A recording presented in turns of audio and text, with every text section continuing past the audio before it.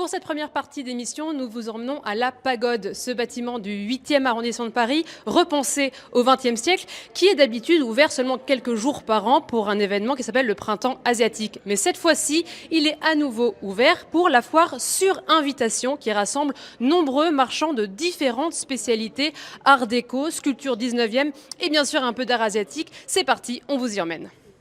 Donc je me suis dit, le lieu, il était avant-garde dans les années 1926 et même 100 ans après sa création, la pagode attire des gens. Il y a un espace exceptionnel, il y a des endroits magiques avec les panneaux de lac comme ici. Et on organise des événements ici, notamment le Printemps asiatique. Et à travers de cette organisation que je fais depuis 4 ans à la Pagode, j'ai réalisé que les galeries aujourd'hui cherchent un autre format. Un format un peu plus confidentiel, plus intime, et de créer une relation ou une conversation avec leurs clients à travers une expérience hors de commun. Parce que ce sont des galeristes que je connais, des galeristes de très haute qualité qui ont bien compris qu'à la Pagode, c'est un espace très exclusif où j'aimerais bien montrer des œuvres hors de normes, hors de temps. Regardez ici, on est dans un espace de l'art du XVIIIe siècle avec les meubles contemporains. Au 3e étage, on a un galeriste qui présente des tableaux Renaissance dans une pagode asiatique. On a Lorenz Bäumer qui présente des bijoux contemporains exceptionnels. On a la galerie Yoko qui présente des Gandhara.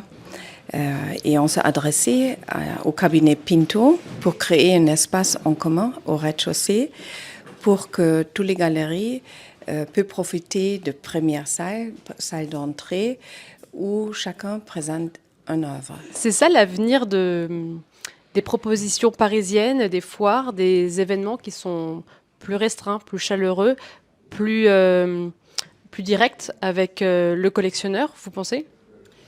Je pense oui. Je pense qu'il y a une place pour les grandes foires, bien sûr.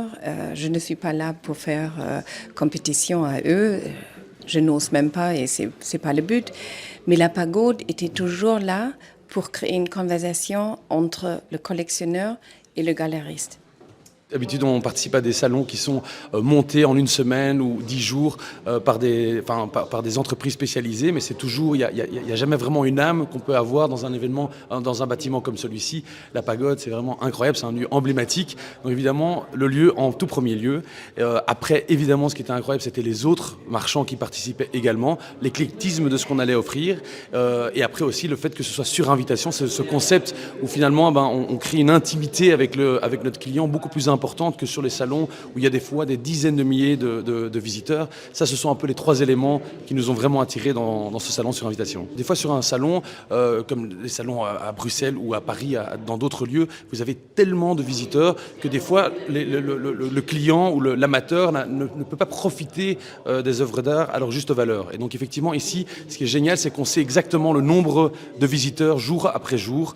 Et donc ça, c'est vraiment c'est très intéressant parce que ça permet vraiment d'avoir une circulation beaucoup plus agréable et vraiment de prendre le temps avec les clients plutôt que de devoir aller très rapidement ou devoir rediriger un client ou un autre vers un collaborateur alors qu'on aimerait bien donner des explications toujours nous-mêmes évidemment. Comment est-ce que vous avez travaillé du coup votre proposition pour ces prochains jours à la Pagode ? Alors évidemment, j'ai invité essentiellement des clients aussi qui sont de Paris et donc effectivement j'ai proposé en termes de pièces, moi qui suis spécialisé dans la sculpture 19e, début 20e, essentiellement des pièces d'artistes majeurs français.